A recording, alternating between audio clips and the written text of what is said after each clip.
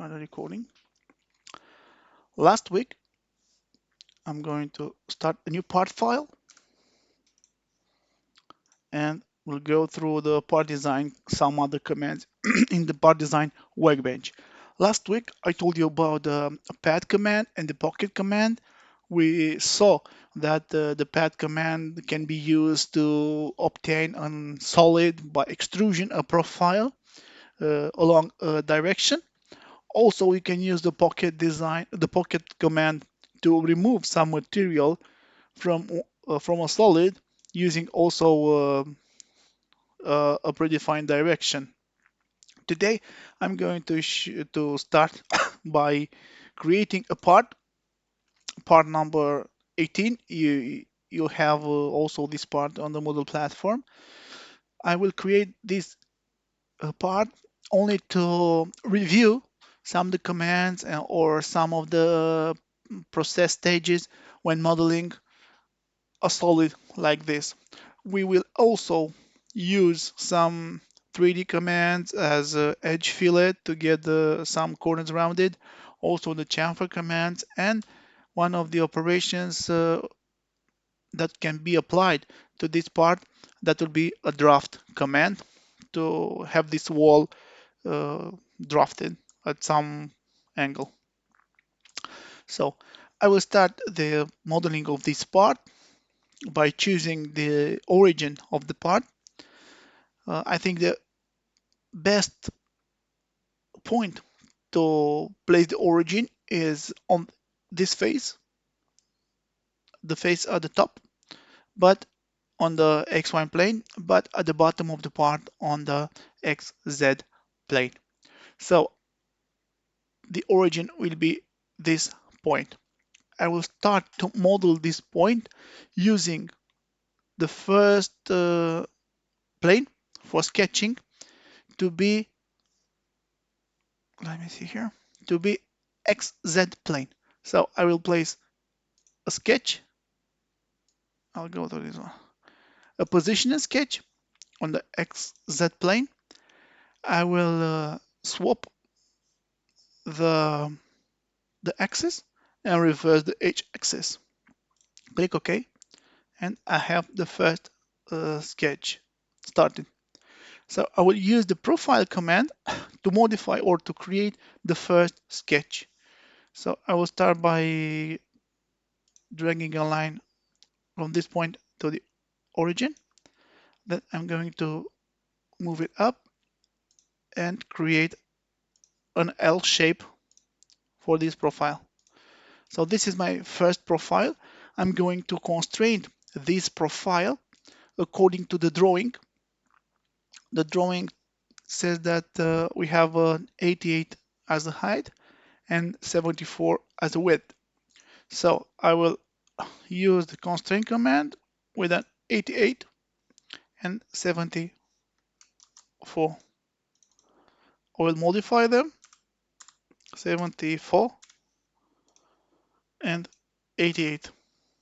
So please remember, this first application is only to review some of the commands from the last week. Okay, let's create some constraints because we have some objects that are not ISO constrained or are unconstrained. We have also the height of 22, and the width of 24 here.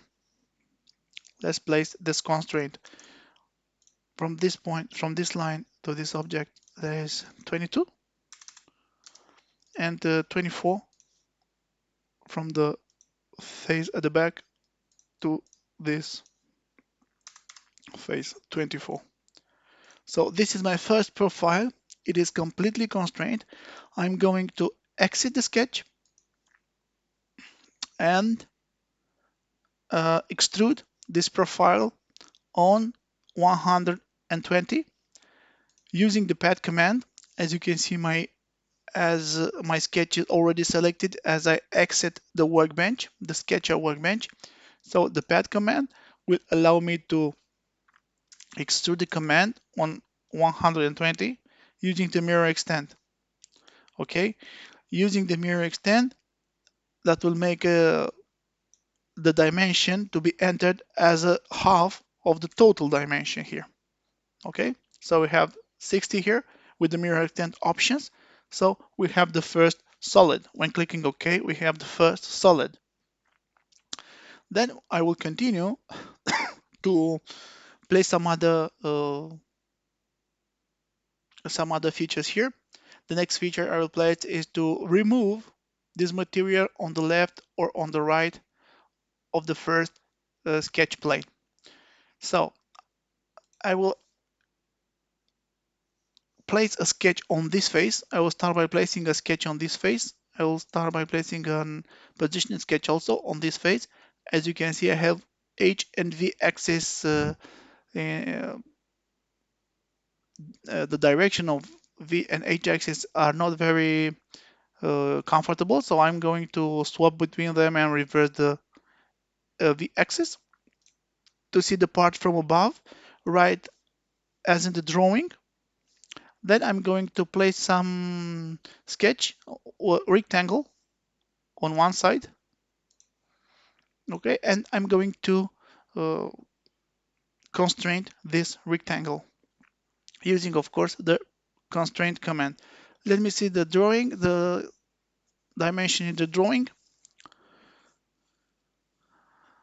We have 16, that means half of the 16 is 8, and we have 38 as a height of this rectangle. As you can see, I have not chamfered this corner yet. So using the constraint command between the v-axis and this line, we have 8. Between these two objects, we have 38, I think. Let me check the drawing again. 38, 38, 38. Okay. Now I'm going to place this line on this edge. There are two possibilities, as I told you at the previous meeting. We can place some constraints using the already done geometry or using the V or H axis. I'm going to use the V and H axis as those axes will not be modified later. So I will place the constraints between this line and the H axis. That should be 74 according to the drawing. And another constraint between this line and this axis, that should be 120 divided by 2. Of course, I could have placed this constraint using the constraint command between the line and this edge, the constraints of coincidence here. So that the same result will be achieved. I'm going to exit the Sketcher workbench and place the pocket command. As you can see, because we already have a solid, the other commands of removing material, groove, slot, and so on are active and they can be used. So I will use the pocket command for this profile that was already selected. The direction of this pocket is the right one, but the height of this pocket, according to the drawing, is 22 minus 8. That makes it 14. So this is the pocket I want to achieve. I'm going to click OK, and this is the first result of removing the pocket.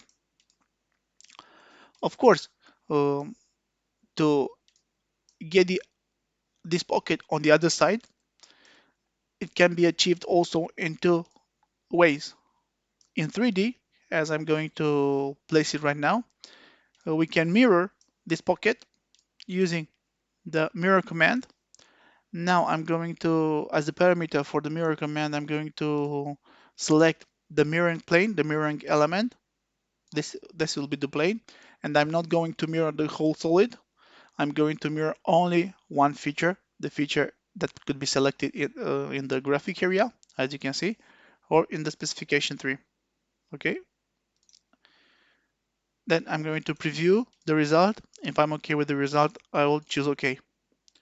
Another approach to get this part of the part, this area of the part removed in the sketch 2 for the pocket, we can also create some other rectangle and constraint this rectangle accordingly to the um, dimensions in the drawing. But I'm going to delete this one. Delete this one, as I have chosen another approach to mirror the pocket to remove this area of the part. I'm not sure it's okay. Oh, it's okay. Next thing I need to do is to create this cut. This cut on the part, as you can see, this cut on the part that has one of the walls tapered or oriented with an angle. First, I'm going to create a sketch on this face, a position sketch.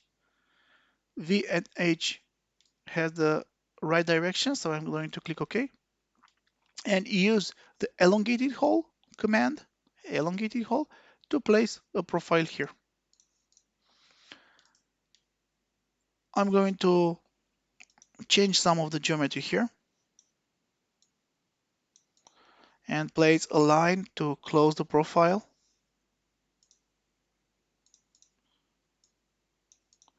and place some constraints now. This point will be on this line. That should be coincident. This and these lines are going to be vertical.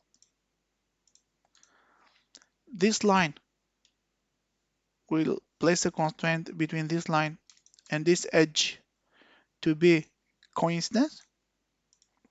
Of course, we have some other dimensions. The radius will be 20 and the dimension from the top edge to the center of this circular edge would be 33. Let's get back and choose the constraint command. That will be 33 and the radius will be 20. The radius. Okay, that will be our profile. It is completely constrained. I'm going to exit the sketch and apply the pocket command, on the depth of 6, as you can see in the drawing. So using the pocket command on this selected profile with the 6 as a dimension, that would be the result. If I'm agree with the result, I'm going to click OK. Okay. Next thing is to choose a tool or use a tool to get this wall as at an angle. How can we achieve that? I'm going to use now one of the dress up features command. In the insert menu, we'll have draft command. The draft command will allow us to create some um, angles between the selected objects. So I'm going to select this face.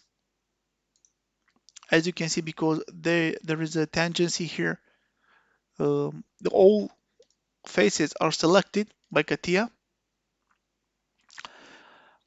The most important now is to choose the neutral element or the plane from which this angle will be measured. We can choose also, you can choose this plane to be this neutral element, or we can choose this plane to be the neutral element. As you can see, we have two elements here because CATIA will allow us to have a multi-selection here, but we don't need those two planes. So I'm going to remove one by clicking on this sec and remove the face 6. So I will choose this plane as a neutral element. The drafted face will start from this plane. So this will have the intersection at the intersection between this face and this plane will have a 0 as an angle because the angle will start from this plane, as I told you a little bit earlier. So I'm going to modify this dimension on 45 to see the direction of the angle. That should be not in the right direction, but I'm going to place a minus here and choose the preview. That would be the direction that it's okay with the direction, but it's not okay with the angle. Between the angle, according to the drawing, is supposed to be 90 minus 60 is 30, 30 minus 30. So that will be the angle. When clicking OK, I have this face drafted.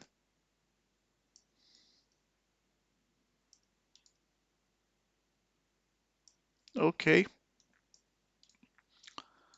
Any questions so far?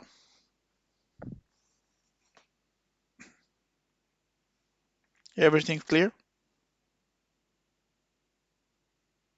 Good. Now this was the second operation of removing material. We need to place some other commands. The other commands are for only for dress up features.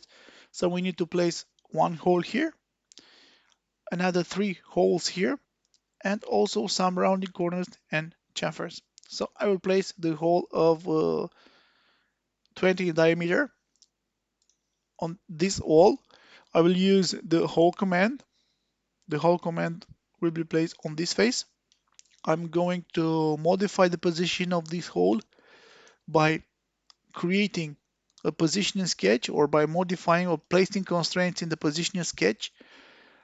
I'm going to place a concentricity constraint between the center of the hole and the circle edge, this circular edge concentricity. I'm going to exit the positioning sketch and modify the properties of the hole. That should be a simple hole up to last throughout the part. The diameter of the hole will be 20.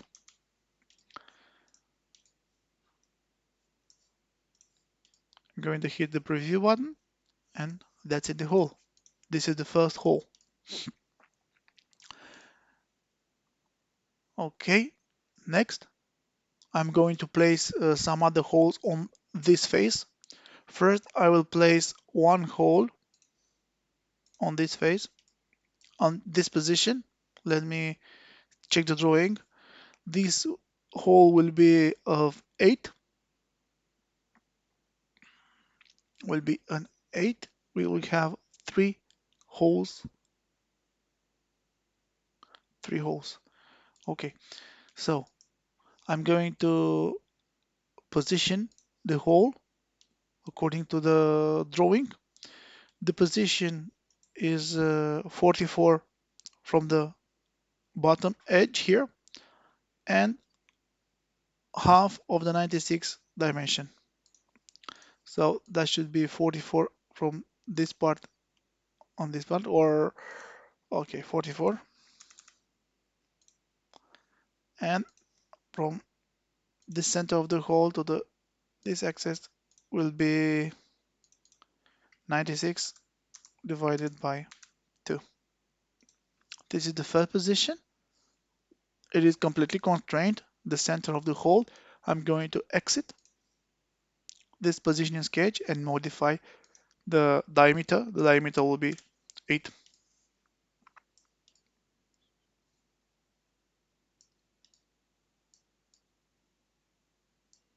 Okay, click OK. And now we have the hole. Next step is to multiply this hole. To multiply this hole, I'm going to use the rectangular pattern, a rectangular pattern, in order to get the others two holes. Okay, so it's a new tool. I explained to you last week maybe with some other holes. So rectangular pattern, The rectangular pattern will allow us to rectangular pattern. Rectangular pattern. The rectangular pattern will allow us to obtain multiple instances of one feature. So the feature that should be multiplied is the object to pattern here. CATIA will ask for this input from the user. So I'm going to choose from the graphic area the pattern, the object is whole2 and the specification 3. And now I'm going to um, provide CATIA with the direction and number of instances in order to get some other holes. So the first direction to multiply this hole along is the, as you can see here, the y direction. This direction as a reference element could be an edge that should be selected on the graphic area. As you can see here, I've just selected an edge. This edge will give us the direction. This is the first option. Okay, we can create also, or we can choose also an axis by right click in this area of the window and choose the y-axis. It is the same, but it's not an edge, it's an axis that if this edge will be modified, then the rectangular pattern command will fail. So it is better to choose some fixed elements here. So we have for the first direction, as you can see, we have the y-axis. So I will say that I need 3 instances right now, and the distance between instances are, let me check the drawing also. We need 3 instances because there are 1, 2, 3 columns here and 2 rows. So the distance between the spacing between the instances are 96 divided by 2. So we have 3 instances and the spacing is 96 divided by 2. Okay, this is the first direction.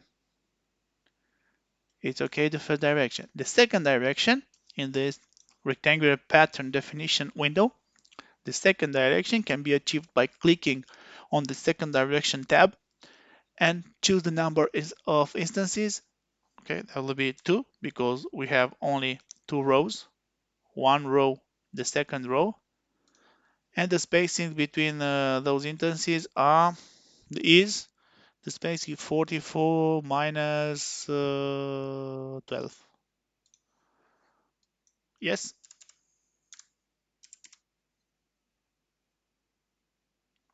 to maximize the window.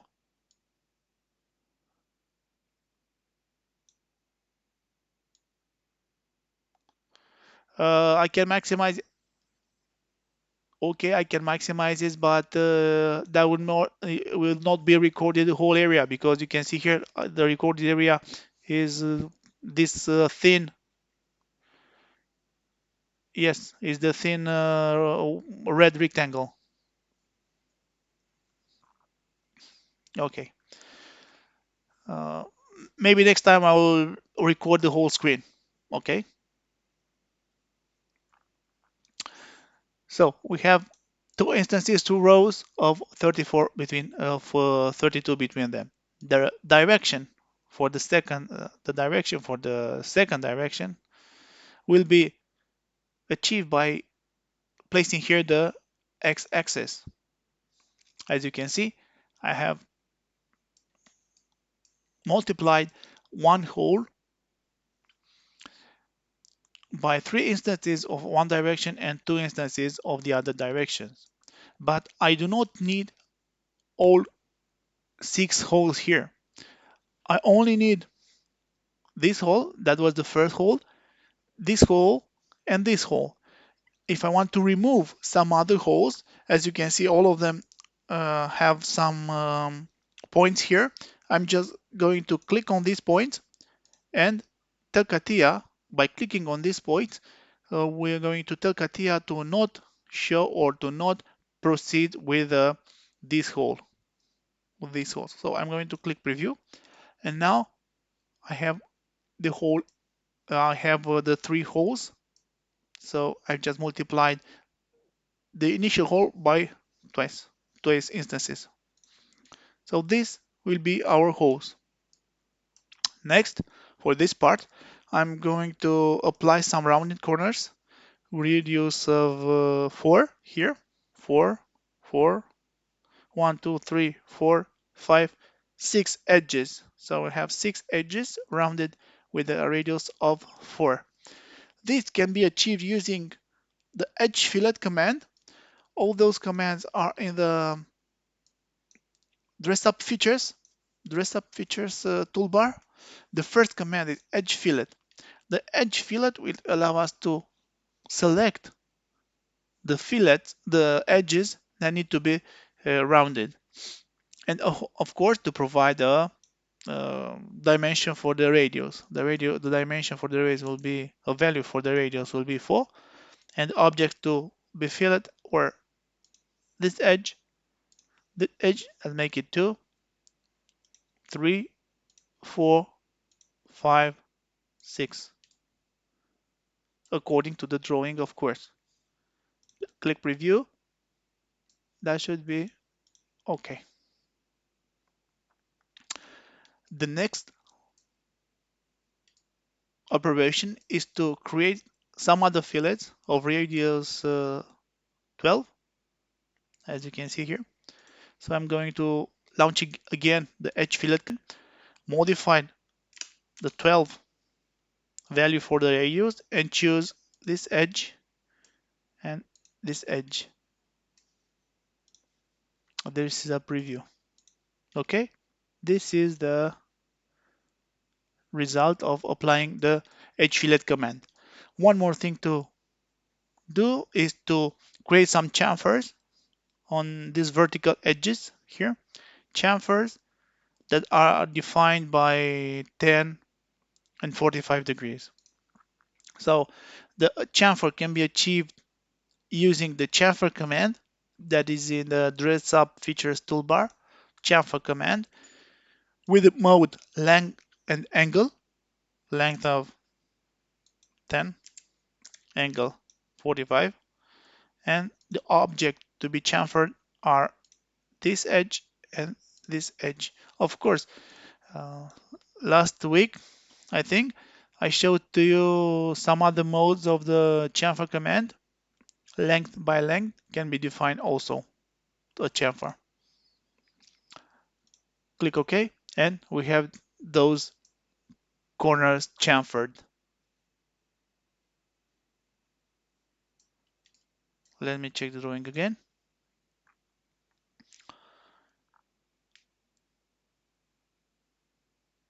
Radius 8, okay. The volume of this is 3077.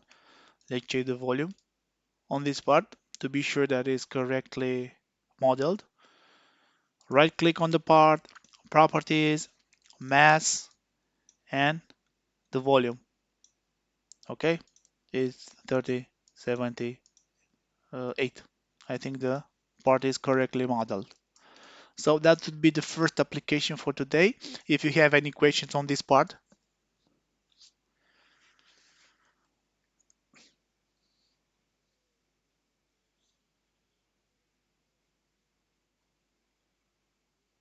Okay, the draft command is also a dress up features that is in the dress up features toolbar here, the draft command. Also in the insert menu, dress up features, draft command. Okay, this is where the draft command is placed. As you can see in the dress up features, there are some commands uh, or tools that can be launched at the end or to the end of the process of the modeling process.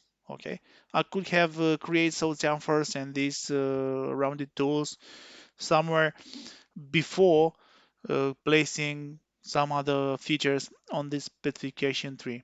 But as you can see in the specification tree, I've just created geometry. So we have some solids and then use some commands to remove material from some areas, and then applied some dress up features: draft, holes, chamfer, edge fillet, rectangulars. That should be dress up features. Of course, rectangular is the transformation features. But those dress up features, we can use these dress up features, or as a best practice, you can use dress up features um, at the end of the modeling process.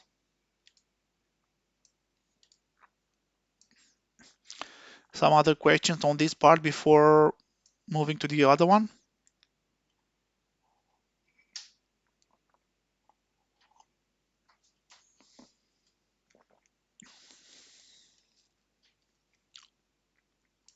Okay, so we have this is the first application for today. I'll show you some other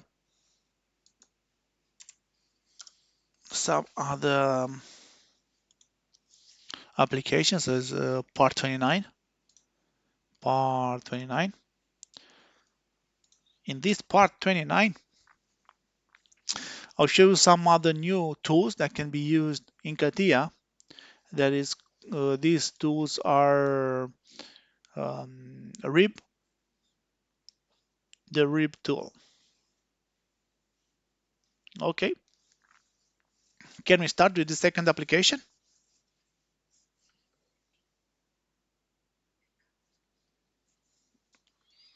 Okay, so I'm going to create a new part file, part 2, for example. Let's check the drawing to find the origin of this part, where you can consider this origin to be selected.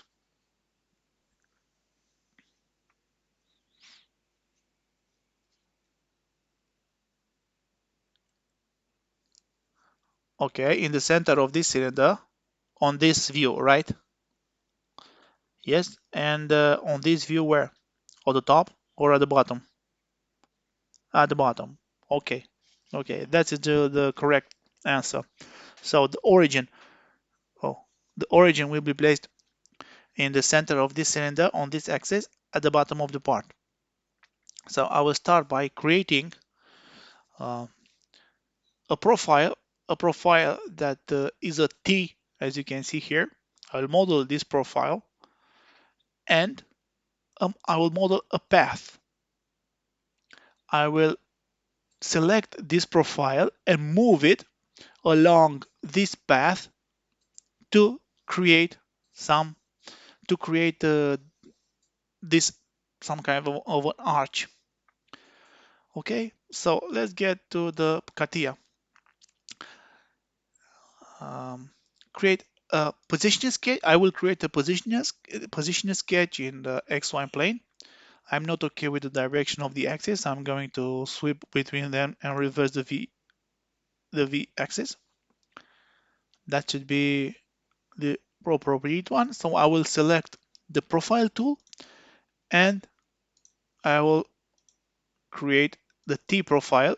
I will create the T profile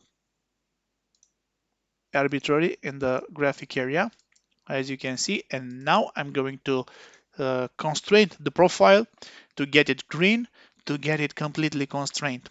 So ISO constraint. Using the sketch command, the constraint command, let me check the drawing. So that will be an 8, 30, and 28. Okay, constraint command, that should be 28, that should be 30, 8 on this side, 8 on this side. Okay, modify it 8, 8, 28. Okay, 30. And this is not enough because I need to place this profile by using the symmetry that should be symmetrical to the H axis. So I will use the constraint command between this line, those lines are going to admit a symmetry line, and the symmetry line will be the h-axis. I will repeat it by using Control Y on the keyboard between this line, this line. Also, these lines will allow a symmetry line. That should be the symmetry line. As you can see, all those four lines are green. I'm going to place some other constraints between the v-axis and this white line. According to the drawing, that will be 64 divided by 2. 64 divided by 2 and click OK. So this is the profile. This is the completely constrained profile. I'm going to exit this profile and create the path that I need to use when moving the sketch along that path. That path will be achieved by creating a sketch, a positioning sketch in the YZ plane. V and H axis are okay now. Click OK. And then I'm going to create a profile with the profile tool. I'm going to create some kind of a profile. Okay, I'm going to exit this one. I'm going to make it vertical.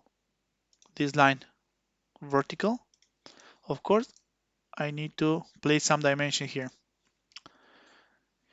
64 and 92. So constraint, that should be 64. 64. The other one should be 92.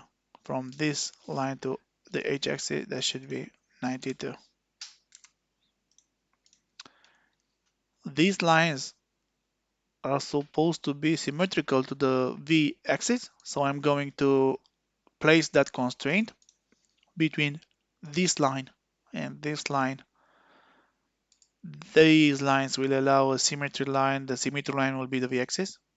As you can see, they are completely green, but I need to create some round corners at the top.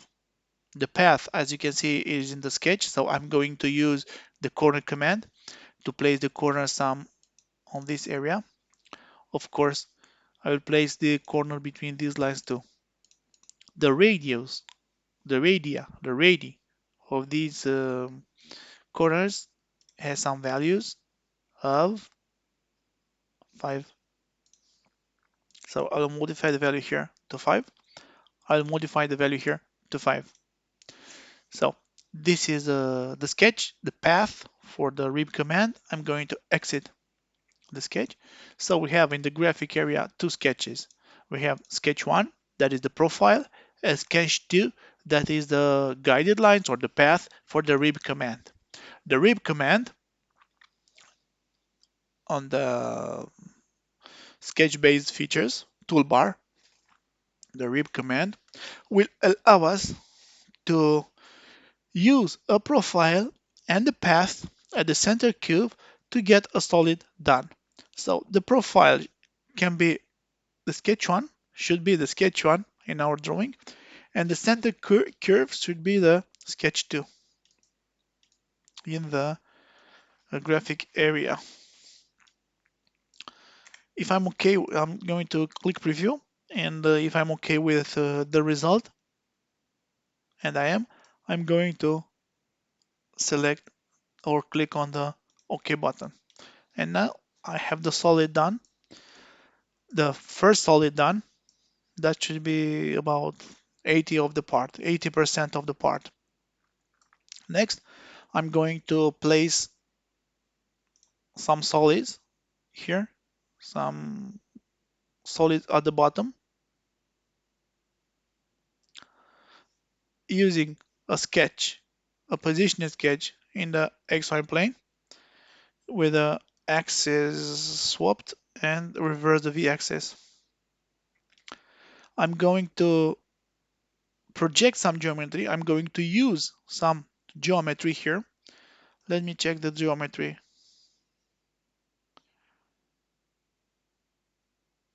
Okay, so I will use a tool to project some existing geometry in our sketch.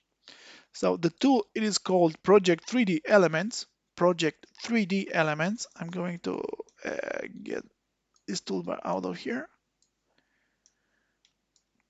Okay, in the Operation toolbar, Project 3D Elements, or in the Insert menu, Operation menu, 3D Geometry, Project 3D Elements. This command will allow me to use one of the existing geometry and to project it to my sketch. So I'm going to click OK.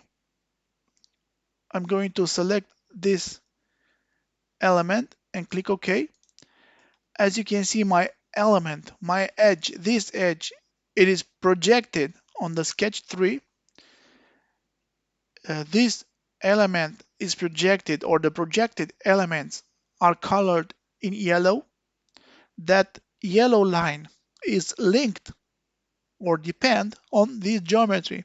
If this edge will be modified earlier or sooner, this yellow edge will be moved according to the new position of the edge.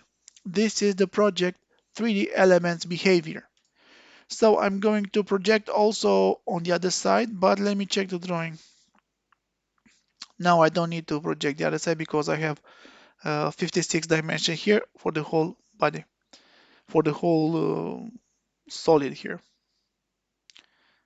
So I will use this part, I will use this yellow line to, to constrain the new geometry here, the new rectangle I'm going to draw here. I will convert it because I don't need this projected line to be an active line. So I will convert it to construction element. Click on that, on the yellow line, and of course, convert it to a construction element by clicking on the appropriate button at the top of the screen here, construction standard element. So as you can see, my continuous yellow line got a dashed yellow line. I'm going to deactivate the construction standard element button, and I'm going to modify the view to look perpendicular on that plane, and I'm going to place a rectangle here. Rectangle. Okay, this is the rectangle. First, the rectangle should or will should have this line coincident with the endpoint of this construction element. So I'm going to place a constraint between this white line, and yes,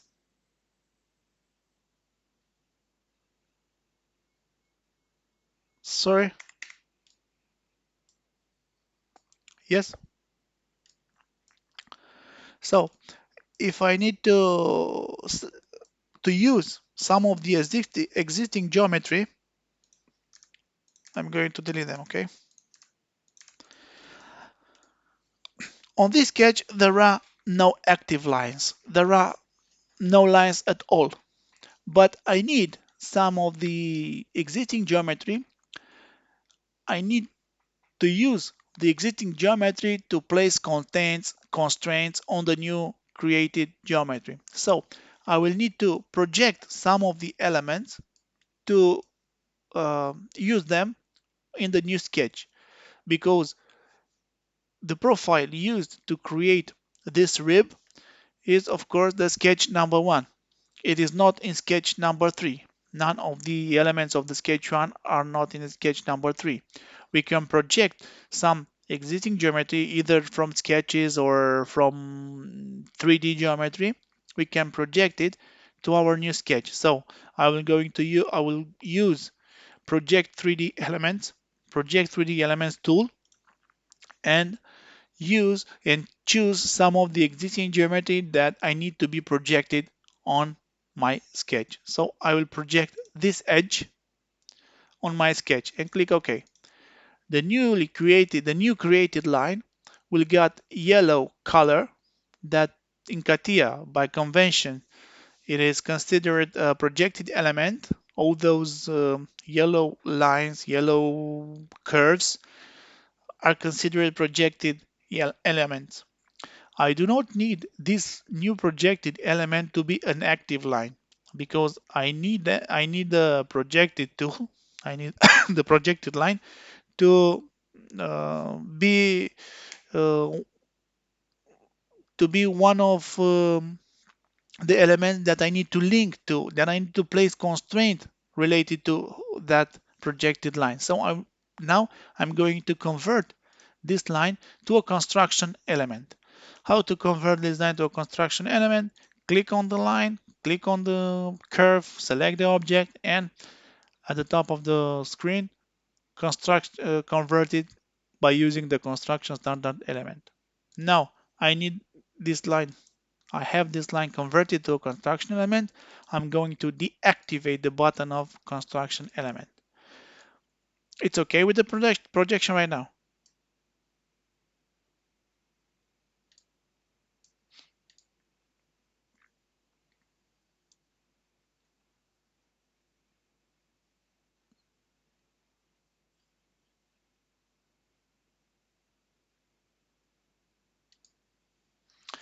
The new volume,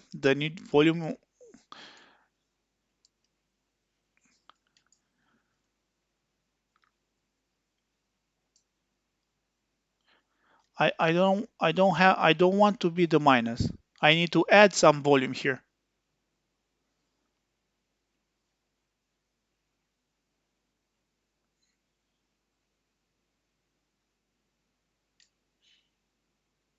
When to create a new volume,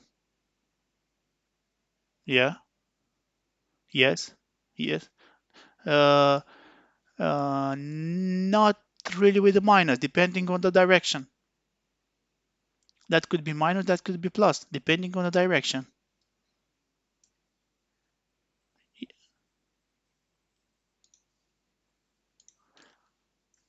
On this phase, you say you're going to choose this phase to create a new sketch.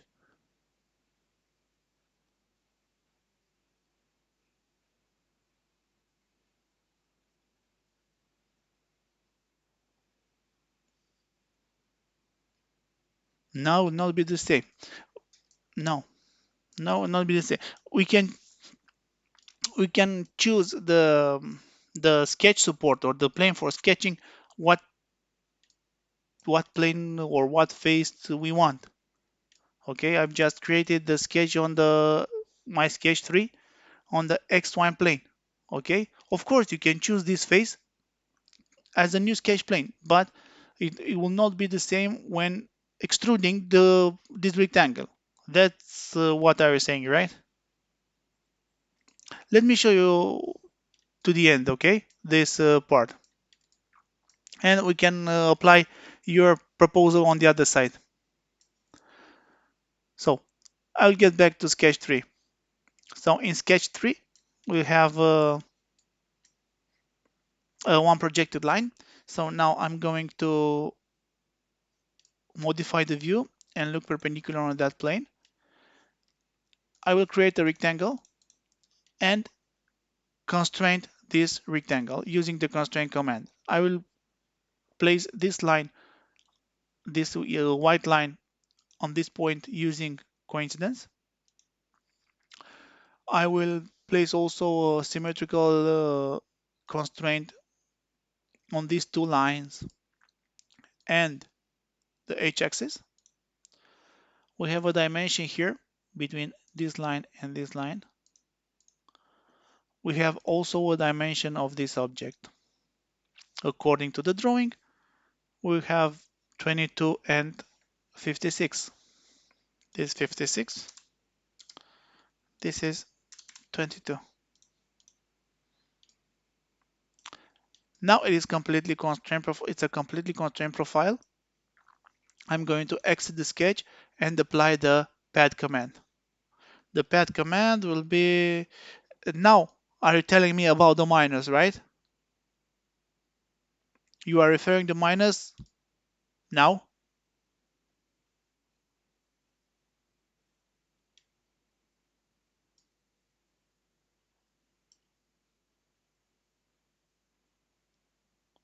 That should be possible because it depends on the perpendicular on that plane. Okay, but we can achieve the plus and the minus, as you told me, uh, on reversing the direction. If I'm going to, you see, the plus and the minus depends on which side you are looking at. Um, on this direction, pointed up, the plus is um, the plus is for limit one above the plane. Okay, the plus is for limit one. If I'm going to reverse the direction, that will be a minus for the lim one, limit one. Okay, so the plus and the minus is depending on the direction. Either, either I'm going to choose XY plane for the sketch, either or choose the this face as the sketch support. Okay, there's something relative with the plus and minus because it's depending on the direction. Okay.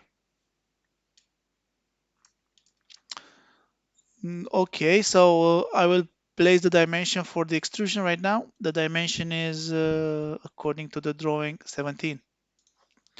It is 17. This is the new created solid. Of course, you tell me that when choosing this face, how to no, how to achieve or how to obtain the other solids on the other side. How do you think on this face? On this phase. That's what it is one approach, okay?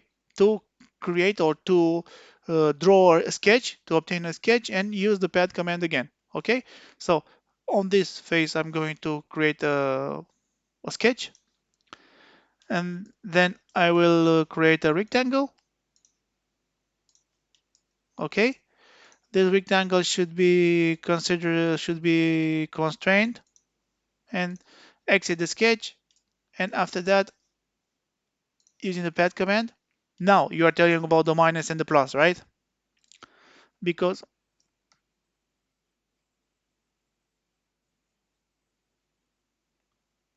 the minus for the limit one, pay attention, the minus for the limit one, because if I'm going to choose the limit two, there should be a plus for the limit two. Okay, yeah, if I'm going to move the limit one above the plane, that will have a minus for the limit one. That I told you that depending on the direction, depending absolutely on the direction. If I'm going to reverse the direction, as you can see, the minus for limit one is below the sketch plane. Okay, that is one approach by recreating the sketch and to apply again the pad command. Another approach is to, okay, give me ideas. Another approach. We have two more solutions here. Yep, the first is to create a mirror for the pad one. Okay, so I'm going to launch the mirror command. The mirror element should be this plane, XZ plane. I will not mirror the whole solid, but pay attention. If I will mirror the hot solid, the current solid, the whole solid, I'll get the same result. Okay?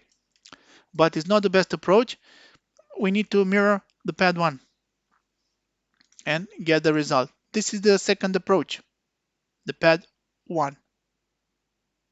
Okay? Another solution. How do you think?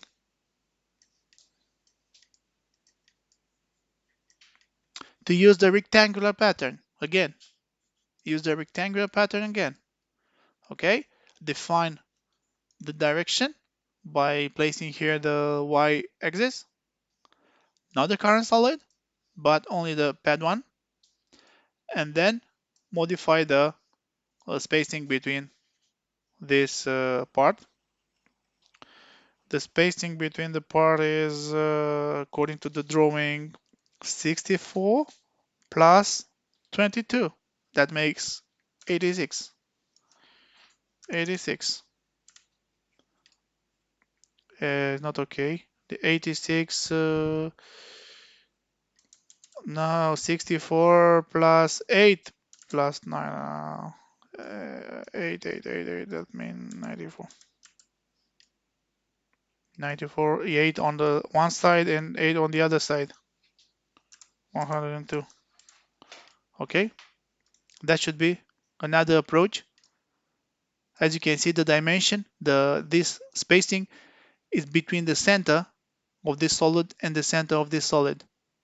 Okay, we have 22, half of this and half of this, then 64 between this edge and this edge, and 2 times 8, the width of this wall. So that should be another approach. So this solid can be obtained using first the sketch and the pad command on this face, okay, as Amer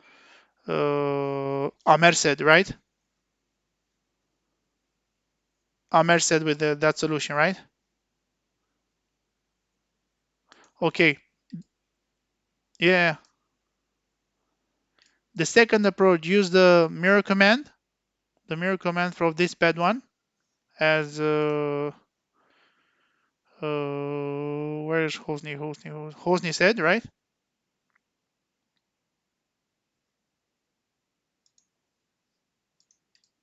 And the second approach is use the rectangular pattern. You can apply either uh, command, but I'm not very okay with the mirror command. I will not use the mirror command so much. Let's continue with some other features that should be placed on this part. Let's check the drawing. One more thing to do to have a solid here is to create this cylinder at the top of the part. So I will create a sketch in the XY plane, okay, by using the position sketch command. I will swap between the axis and reverse the V. Click OK. I will place a circle here in the center, in the origin, and constrain the cylinder to 37 as a diameter. 37. This is completely 37 as a diameter. 37 as a diameter. This is a completely constrained sketch. I'm going to exit the sketch and I'm going to apply the pad command on this sketch between two limits, limit 1 and limit 2. Okay, let's check the drawing to get the values for the limit 1 and limit 2. So as you can see, both or the limit 1 are measured from the x1 plane, that is 125. 125. Okay, the second one will be minus from 125, we will extract the 40. Okay, and we'll have a minus 85. So that should be our cylinder. Why I've choose the solution by creating the sketch 5, this circle on the XY plane. Why do you think I selected this solution?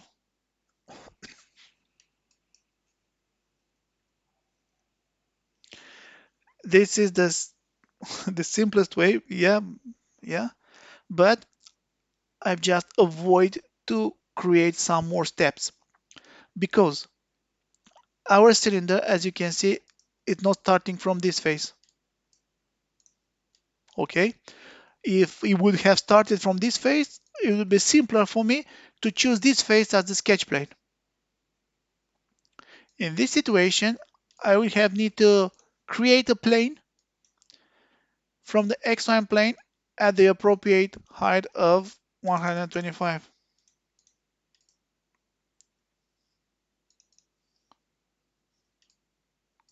Okay, this is the plane. I would create the plane on this height, 125, and in that plane, I could create a sketch, a circle. But for me, it was uh, simpler to create the sketch, to create a circle in XY plane, and to obtain the solid, to obtain the extrusion between limit 1 and limit 2. Limit 1 and limit 2 have uh, some values different than 0. That means one of these, or both limits has nothing to do, have nothing to do with the sketch plane. So that it was my approach. So I'm going to hide this one. So I have a full solid here with no material removed. Now I'm going to apply so-called dress up features. First, I'm going to create a hole at the top of the part on this cylinder, a hole that should be of 20 in diameter. So I will use the hole command on this face. As you can see, Katia will place the hole right in the center of this face. I'm not I will not leave the hole right in the center of this face before positioning the sketch. The position the center of the hole, I'm going to move the hole a little bit aside, and then using the positioning sketch, I will create a constraint between the center of the hole and the circle edge, a constraint of concentricity. I'm going to exit the sketch and modify the properties of the hole. That should be up to next phase. The extension, the limit of this hole up to next phase, and diameter should be according to the drawing 20. That should be my first hole. Okay. The next hole, or the next thing I'm going to do, is to place one hole here, one hole, using of course the hole command. The hole command on this face, the hole should be of 11, 11, up to next, and then I'm going to position the sketch. To position the sketch, I need to place some two constraints between the center of the hole and the y-axis, and place again the center of the hole and the x-axis. That should be 102 divided by 2 and 34 divided by 2. Okay, that should be 51. Yes, and 34 divided by 2 will be 17. This is the position, the final position of the hole. I'm going to exit the positioner sketch and click OK. And then I'm going to apply again this rectangular pattern command, rectangular pattern for this hole as a current solid, this hole on two directions. First direction will be defined by the y-axis. That should be the first direction. As you can see, I have two instances and spacing between them 102 millimeters. And the second direction, click on the second tab here, will be defined by the x-axis. As you can see, when placing two instances, Katia will have the wrong direction. I'm going to reverse the direction, and the spacing between those holes will be 34 according to the drawing. Okay, and I got the whole four holes using the rectangular pattern command. Then I need to round some corners, radius of 3, all those corners at the bottom of the part. So edge fillet using 3 as a value for the radius and choose those edges. This edge, this edge, this edge. 8 edges, 8 elements. I'm going to click OK. And I think this is the part. Let me check the volume for the part. 1565. Part 2, properties, mass, 1566. Okay, so the part is correctly modeled. So we have created the new command for today was the rib for this part was the rib1 command, the rib1, and more info about the rectangular pattern. The rib command will allow me to move a profile along a center curve or a path to get some solid. The rectangular pattern will allow me to multiply. I'm going to show this one. Will allow me to multiply uh, one object, one feature. For this example was a hole along two directions. Direction defined by either by axis, X, Y, Z axis, or some selected edge on the geometry.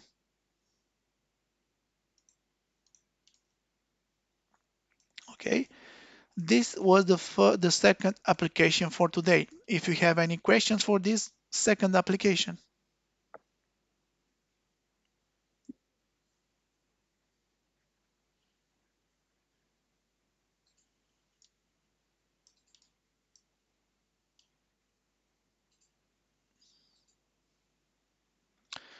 choose the reverse the axis. So, okay, okay. Uh, when creating a sketch, we have two commands, sketch and position sketch. The sketch command will not allow me to create or to choose the direction of the V and H axis. The sketch command, the raw sketch command, the first command, okay, it will not allow me to choose the direction of the axis. When using the position sketch command, I have the possibility to choose the sketch plane, the reference, that should be on this face, for example, and the origin. I can choose the origin, another origin for this, for V and H. Okay, I can choose the origin and the orientation by the V and H axis. I just swap. We can reverse the axis, one axis. We can reverse the second axis or swap between them. Why did I choose to swap between them or to reverse some of the axes? That was the question. Okay, I've just selected this option to create a positioning sketch to get the sketch as in the drawing. Okay, so using by convention in the drawing, in this view, that is an above view, we have the x-axis oriented, the positive x-axis oriented to the right here, and the positive y-axis oriented upward. Yeah, that means my h positive direction will be oriented up, and my v positive direction will be oriented up, and the h positive direction will be oriented to the right. That's why I choose the positioning sketch and to modify the direction for the V and H axis according to the drawing. Only to place, only to show the existing geometry or to create the sketch according to the drawing. That's why.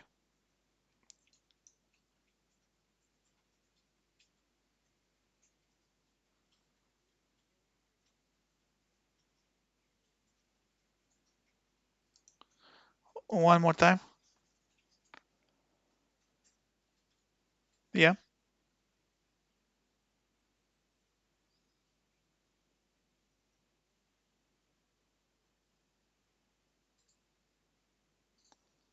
Yes.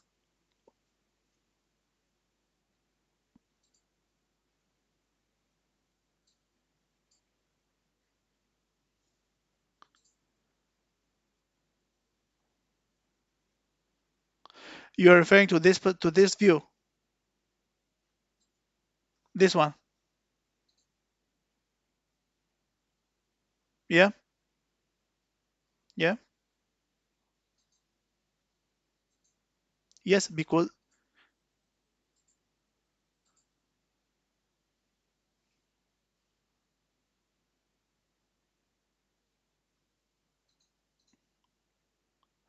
to swap between the axes,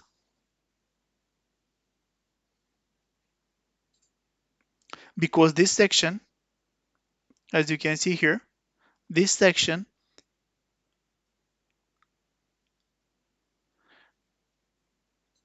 you're telling me on this part, if I would choose to create this section on this, no,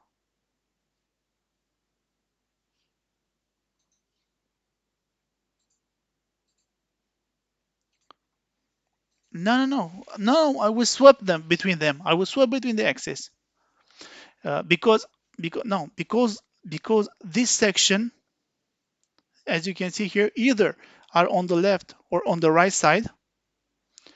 This section is on this plane. This section resides, the T letter resides on the XY plane, the same XY plane. Yeah, this section.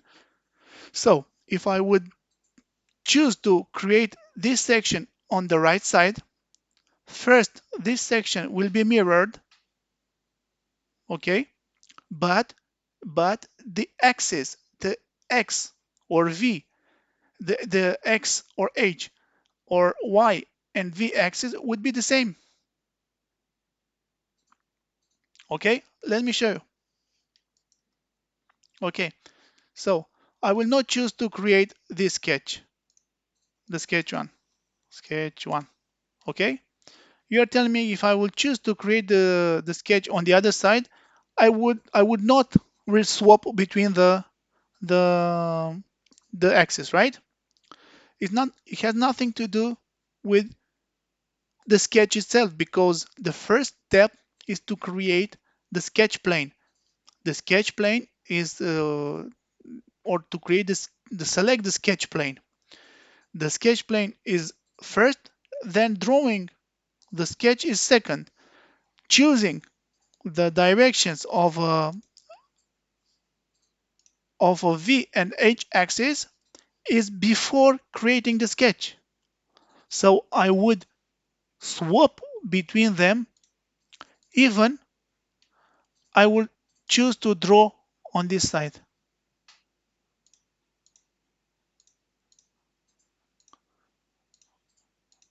Okay, it's the same, but I've just swapped between them. The reason I swap between the V and H axis was to create the sketch according to the drawing. According to the drawing. If I would have choose the simpler sketcher command on this plane, as you can see, my sketch, my axis are some kind of a rotated one. Okay, as you can see, I have the H positive on the positive X here, the V positive on the positive Y.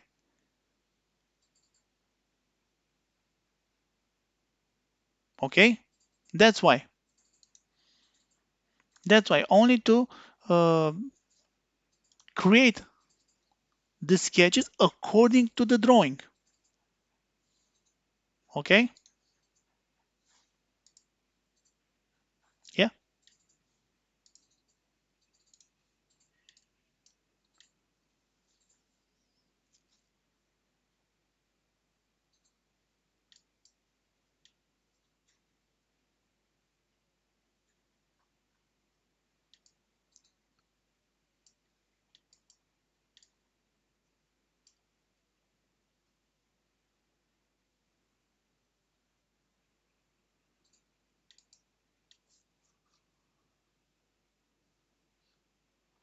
You're referring to the pad command for this one, or the pad, or this one, the project, this project.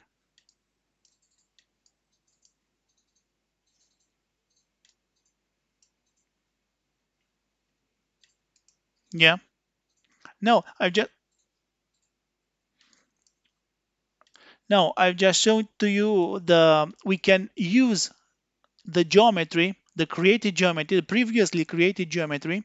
You can use it to project on the sketch if we need it.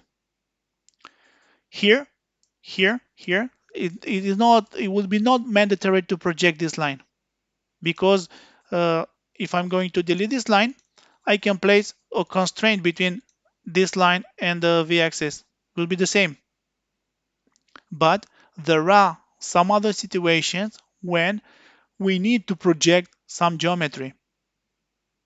Okay, the projection command here was used only for teaching purposes.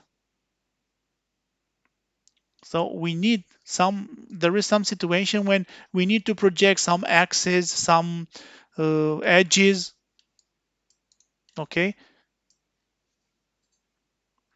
well, there is also on this projected, as you can see here. So I've just we can place also the dimension here. We can place the dimension, but if we let me hide the sketch one and and to project this geometry. Okay, I've just projected the edge and transform it to convert it to construction element and place the constraint this one between the line and the endpoint and choose coincidence. Pay attention. So there are two situations here. So we choose to place a constraint between this line and this projecting line. Okay, this is one situation. And the other situation, it was to place a constraint between this line and the v-axis. Okay, so we have two situations. If someone asks me to increase this this distance between this one and this one, okay, by placing this dimension here, it, it will not be moved to the left because this dimension is fixed. Or if I would have this solution with the projected element, this extrusion path 1, it would have moved to the left if I modify the value between this one. Okay, okay. But we could have placed the constraint between the line, between this line and this edge. Sorry, between this line and this edge. It will be the same. Okay, it will be the same with the projected options here. Yes,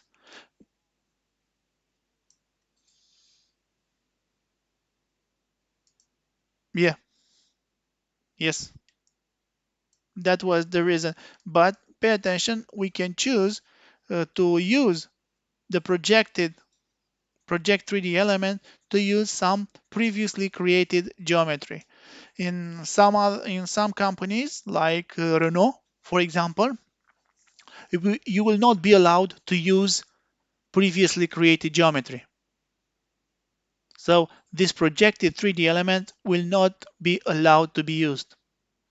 Okay, so we need to um, create constraints only using these axis system, so reference planes or axes or planes created based on these planes, reference planes.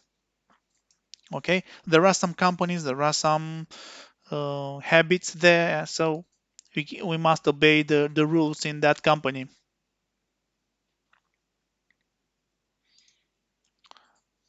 Well, welcome. Some other questions?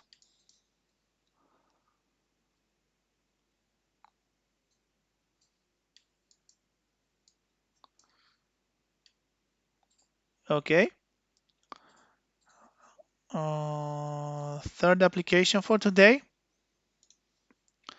Third application for today is P60 56. 56.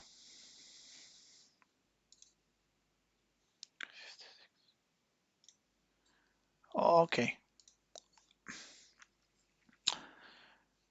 This is another application of using the rib command, the rib command, and uh, the slot command. That should be a rib command, but with removing the material. Slot rib command adding the material, slot removing the material, but both commands will allow the user to get a profile and move it along a center curve or a path. So I'm going to exit. No, leave it that way. Um, Start a new part 3 for today. According to the drawing, as you can see, where we can choose the origin. You can choose the origin. Where do you think?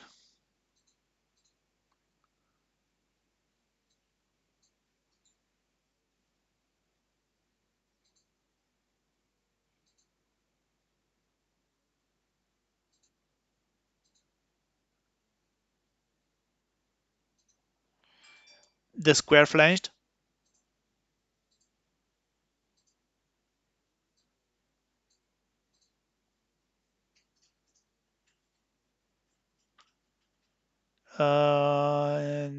No. We can make two bodies, but we should create the bodies in their position and then use the add command and the boolean as a boolean operation. Yeah, the add command to put them together. Yeah, but we should have modeled them in their position. That we have no gain for us.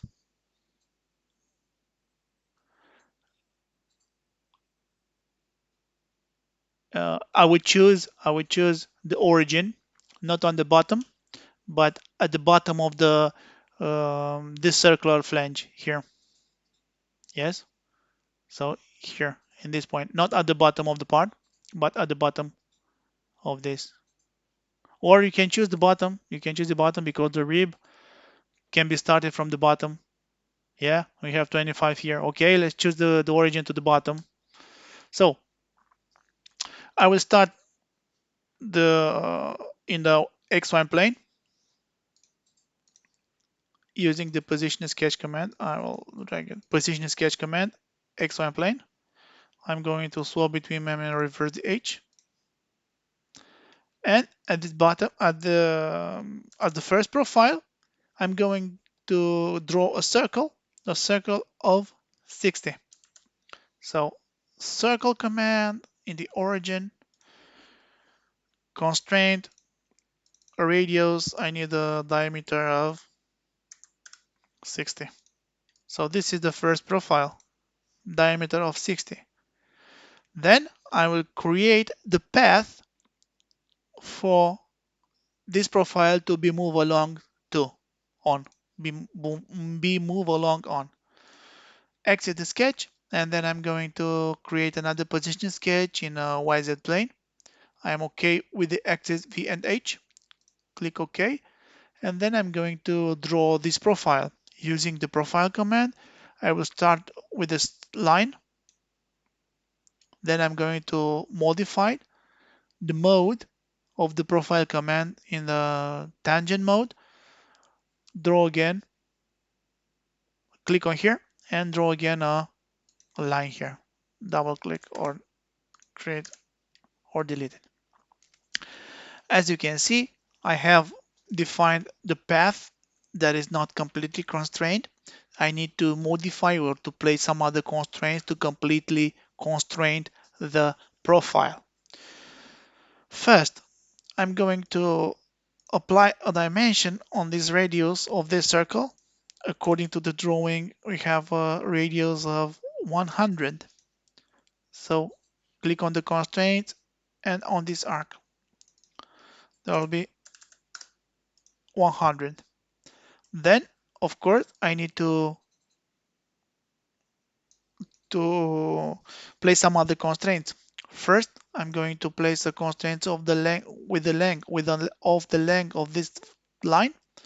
According to the drawing, I should be 25. 25. Okay.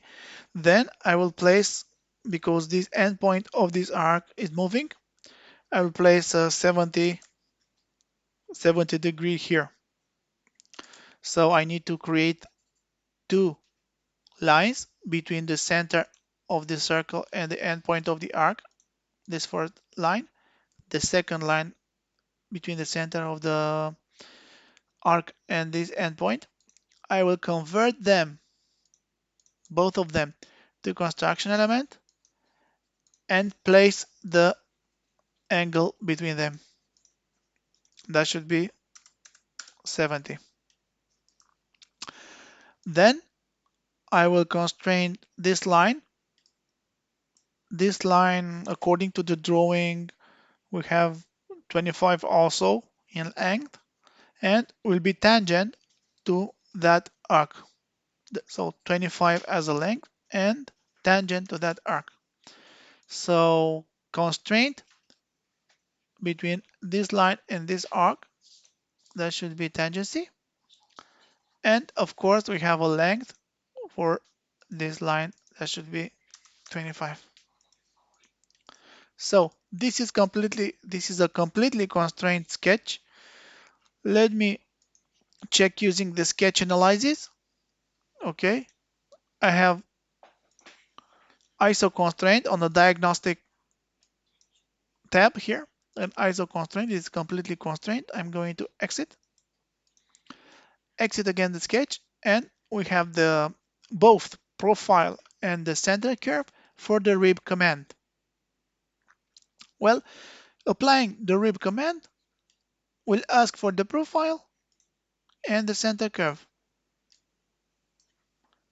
Clicking OK, that should be the first solid of our part. That is a rib 1. That is based on the sketch 1 and sketch 2. Next thing is to create this circular flange or this cylindrical flange. Well, I will choose to create the circle either I will also in the XY plane using now the sketcher command, because I do not need the direction of the V and H axis. So I will place a circle right in the middle using a dimension of 90 as a diameter. So 90 as a diameter. Choose OK. This is the sketch. Exit the sketch and create the pad using the pad command between, of course, between two limits, limit 1 and limit 2. According to the drawing, the limit 1 is 10 plus 5. The limit 2 is minus 5 because the sketch plane is at the bottom here.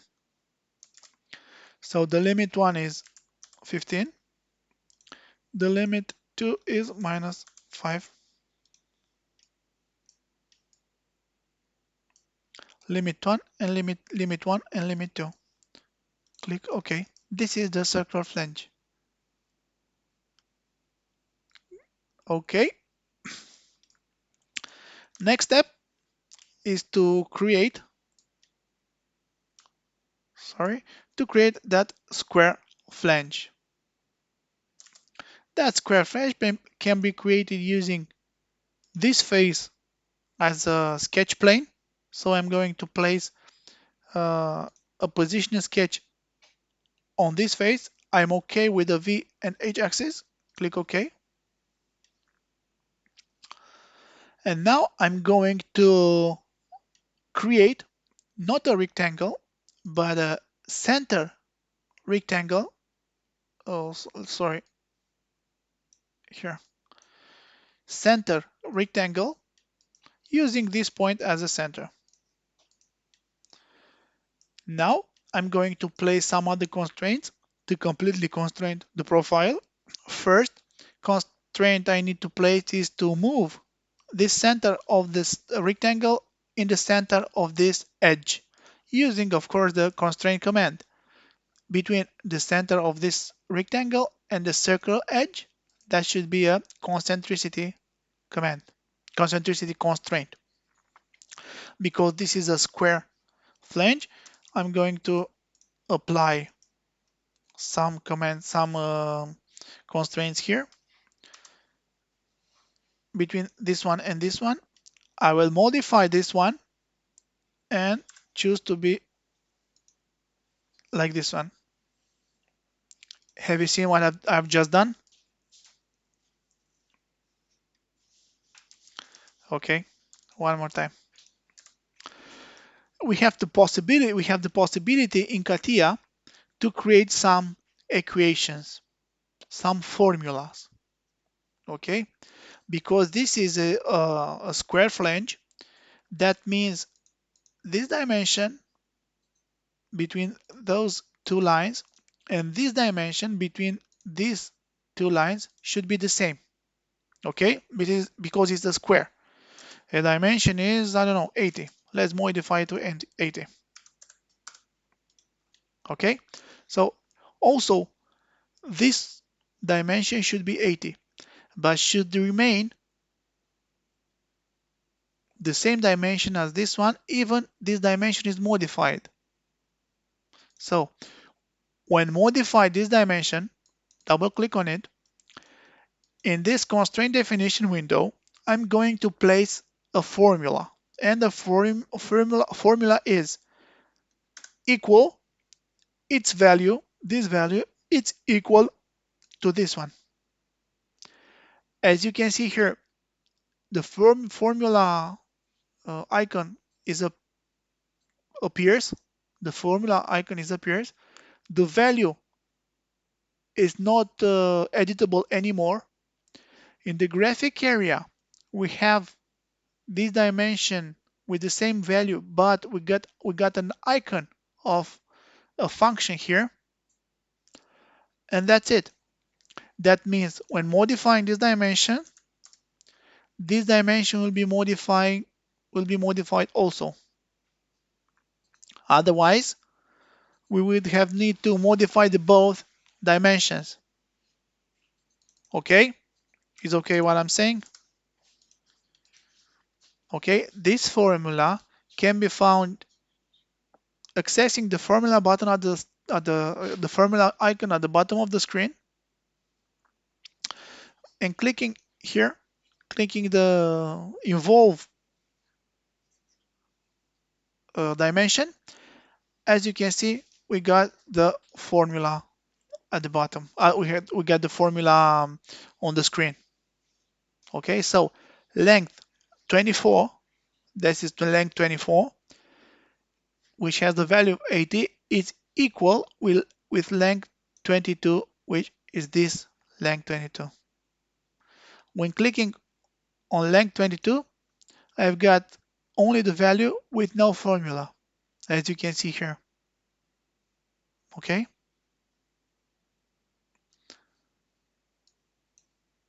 okay,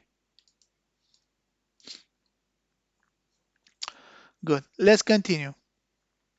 So we have a square flange. Yeah,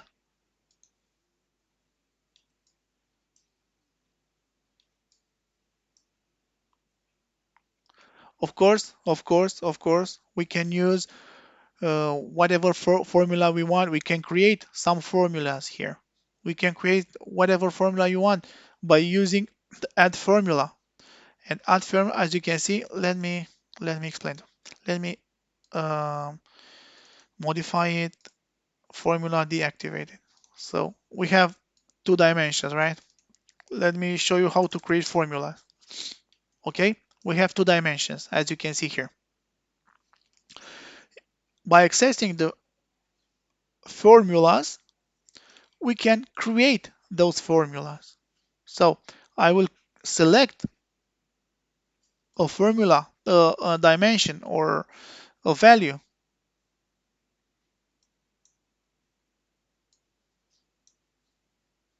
On this, I will select an object on this window and add to a formula. And the formula tell us this length 24, it is equal with what?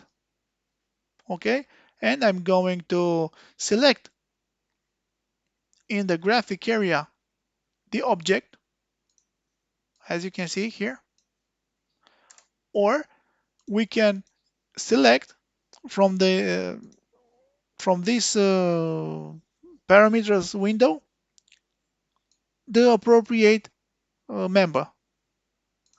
We can also modify this formula not by creating an equality equation, but multiplying this value, length 24, multi to be equal by multiplying the length 22 by 2. Okay? And we just created the formula. And in this formula, length 24 is always length 22 multiplied by 2. Of course, we can modify, we can create the number of gears, we can create some gear using the formulas for the number of teeth and the modulus or the diameters between them. Okay, we can create whatever formula you need. Okay, I will modify it to have this square flange.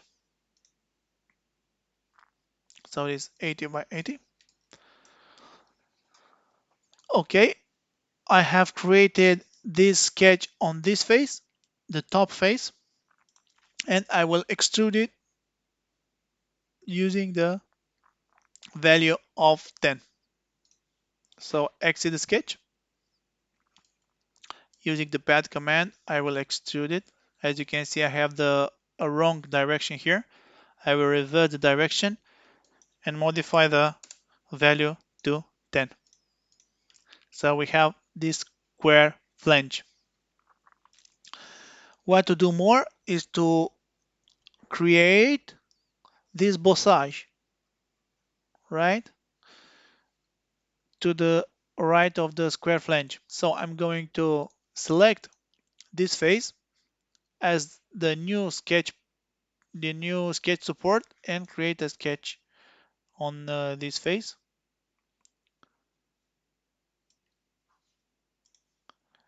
On this face, I will place an elongated hole here. Now I will delete this arc. I will close the profile here. I will place the endpoint of this construction element on this line using the coincidence or something. Okay, where is the operations? quick trim. Delete this extension. I don't have the operation here. Okay. Then I'm going to place some other constraints here. First, I'm going to place a constraint between this line and this edge, a constraint of perpendicular. Then this line using constraint, this line should be on this one using coincidence.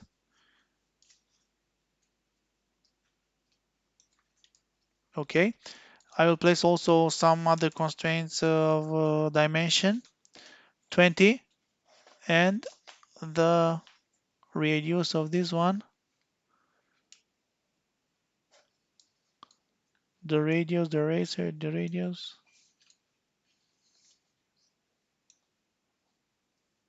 I don't see the radius.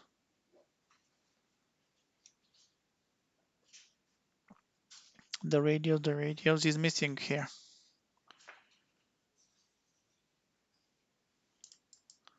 How much? The radius or the diameter?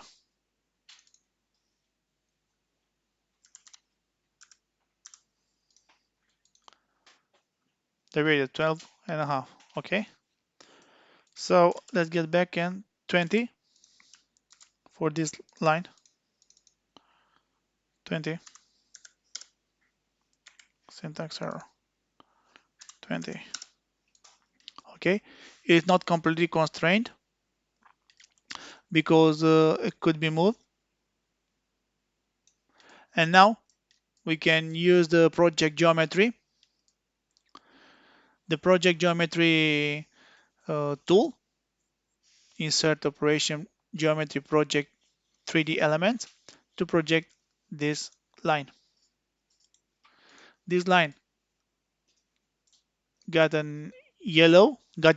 I need to convert it to construction element and place some constraints between this line and this line. But I need one more thing to do to create another line. Or no, not to create another line, but place another constraint and make this point and this point to allow a symmetry line to be this one. Okay, and we just placed this line right in the middle of the projected line. Okay, it's not okay because it's not completely constrained. Why it's not completely constrained? Let me drag it. Okay, you can see we have we need to place some parallelism constraints here between this line and this dashed line, parallelism. So now this is completely constrained. Exit the sketch and apply the pad command. The pad command by reversing the direction and choosing to stop up to next for the extrusion. Okay, this is the both sides. Okay, now I need to remove the material from this part to get the part done. First, I'm going to round the corners on the square flange. The corners should have a radius of 8. Let's get back and use the edge fillet command with the radius of 8 and choose those edges that need to be rounded. There should be 4 of them. I'm going to place one hole here, modify its position by constraining its center to be concentric, to have a concentricity between the center and the circular edge. Right click and choose concentricity. Exit. The extension should be the up to next. The value is 8. So we have placed one hole. I will multiply this hole using rectangular pattern along two directions. So the first direction will be pointed by this edge. I will not multiply the current solid but the hole. The space between the spacing between the holes are 64. I think it's in right position. Then I'm going to multiply it by the second direction, also two instances with a spacing of 64. The direction will be given by this edge, and that's it. We have the four holes. Then I need to create the holes on the circular flange. You can see there is 45 degrees between the V axis and the first hole. So I'm going to place the hole on this face. In positioning sketch, I will drag a little bit the hole to the left and create a line between between the center of the hole and somewhere here. I'm going to constrain the endpoint of the line to be right in the origin using the coincidence. Okay, I'm going to look at it perpendicular.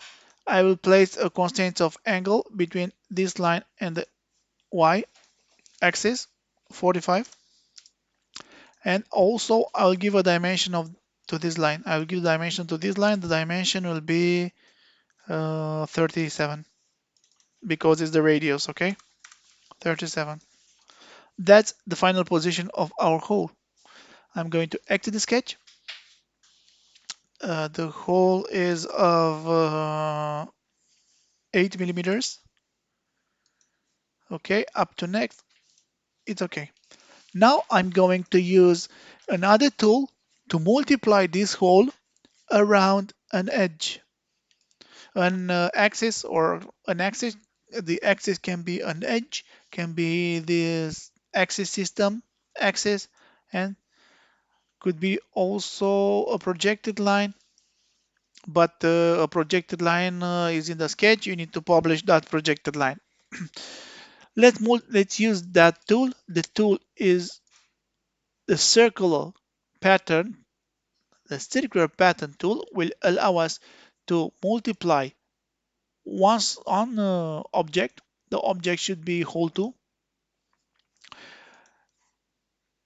around a direction, around an axis, or around a center of the cylinder. This direction, this axis could be by right clicking one of these axes of the axis system, could be a created line, or we can choose a cylinder to materialize the axis of the cylinder.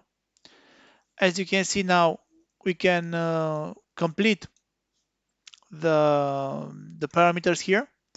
But as I told you, with a circular pattern command, we can choose, we have an option here to choose the complete crown, to choose a full circle and divide this circle by the number of instances. Okay, in the drawing they are called four holes equidistant. That means we have 90 degrees between them. So a complete crown options allow us to divide a full circle by the number of instances. By clicking OK, we just multiplied this hole number 2, using those options. Next is to create the hole through the whole solid here, a hole of 40 in diameter. Let's get back to the CATIA, and I will choose to create a sketch, a normal sketch on the XY plane at the bottom of the part. Remember, XY plane is at the bottom of the part. I will place a circle here, a circle right in the center. This circle will have the diameter 40. It is completely constrained. I will exit the sketch and I will use this circle and move it along the sketch number 2. Sketch number 2, I'm going to show the sketch number 2. So I will move this circle along this sketch to remove the material from the part. I will use the slot command, which is similar to rip command but removing the material. So slot command, the profile used is sketch 8 or this circle. The center curve is the same sketch 2 as in rib 1. Click OK and we have the hole through the solid. The last step is to create a hole in this bossage. So I will place a hole on this face. I will modify its position by modifying the position sketch and place a constraint between the center of the hole and this circle edge. Right click concentricity, exit the sketch, and I will choose the up to next options for the hole. The hole should have no diameter. Yeah, I will choose also diameter 12.6, 12.5 because there was the radius of the outside circular edge here. And choose OK. So this is the hole on our part. Do I need to do more features here? No, I think that's it. Let's check the volume of the part. Properties, the volume is 3398, 3398, 3399. Okay, I think it's correctly modeled. That was the third application for today. Do you have any questions on this application?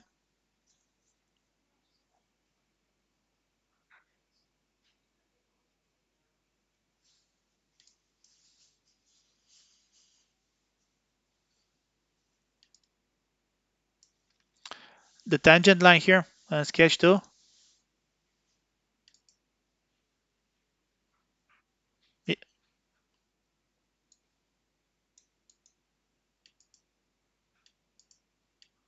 Sorry, this tangent line, you're talking about this one.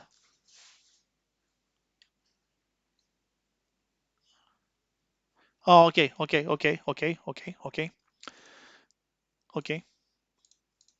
Let me explain one more time the profile tool. I will create a sketch in this plane. We can use the profile. You can see the profile tool. Okay, the profile tool will allow me to create some kind of polyline. Okay, but at the top in the sketch tools toolbar, sketch tools toolbars, you can see we have different modes of working with this tool. We can switch between the mode by clicking on these buttons. As you can see, by default, it's clicked or it's chosen, it's selected the line mode. By clicking on the tangent arc mode, it will convert it, it will modify the mode and create an arc that is tangent to the previously created line. And then they switch back again. The top profile tool will switch back again to line mode.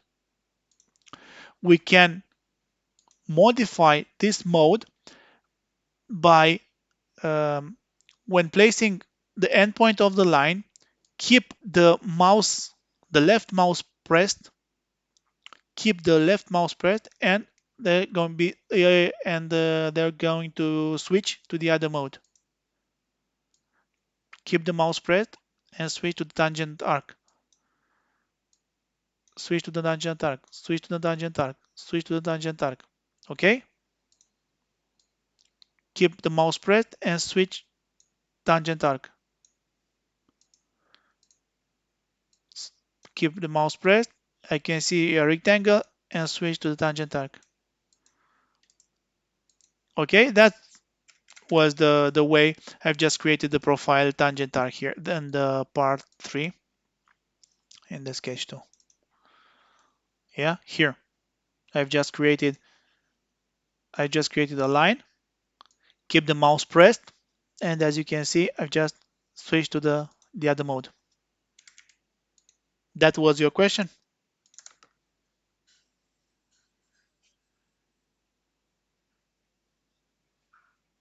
Later, later, later.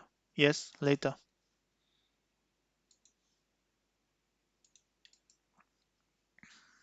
Some other questions?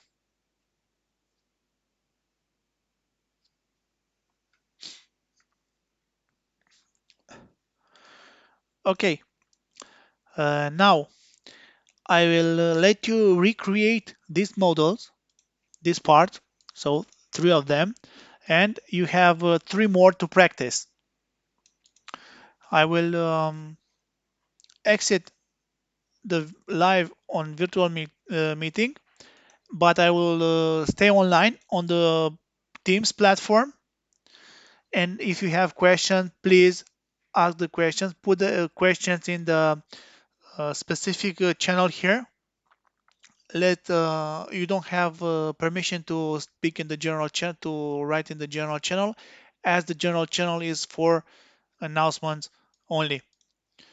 If you have questions, I can answer either in the chat here on this channel, or we'll get back online, live online, to answer your question and to show you how the features or your answer could be solved. Okay, if you have any question on the model is L5. L5, yes. Pay attention to the attendance quiz, please. Attendance quiz to complete it. Now I have only 4 attempts. Note that it will be available until 11:40. For the lab classes, for the lab classes, um, also the attendance will be altered using, or will be altered by um, issuing a report. No, no, no, no. Report here, course participation, in which for the every file you access, as you can see L5, because L5 is a file, I can see uh, which of you opened it. Okay, pay attention to that, because we have also a lab classes, so you need to access the file also. Okay, I can see that there are, I don't know, 1, 2, 3, 4, 5, 6, 7 students that accessed the file L5, which is an archive on the Moodle platform. Pay attention to that. Okay, any question?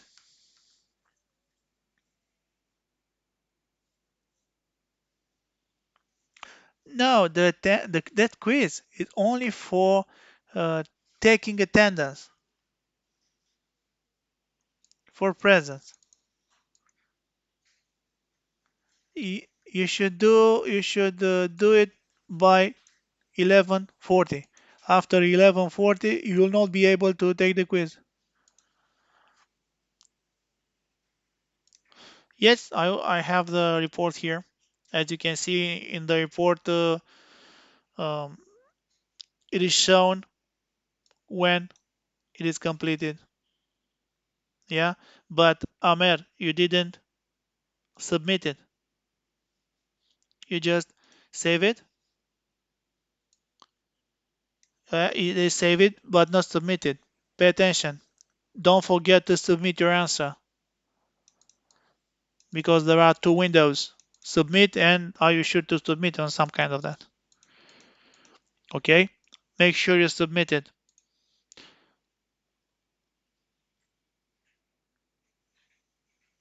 Okay?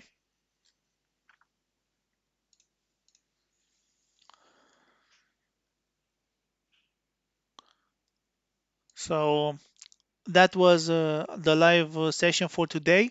Thank you very much. I'll be online for your questions and I will answer them if you have any trouble with the rest of the application for today. Okay, please recreate those three applications and then practice with the others three. Okay, okay, thank you. Bye bye.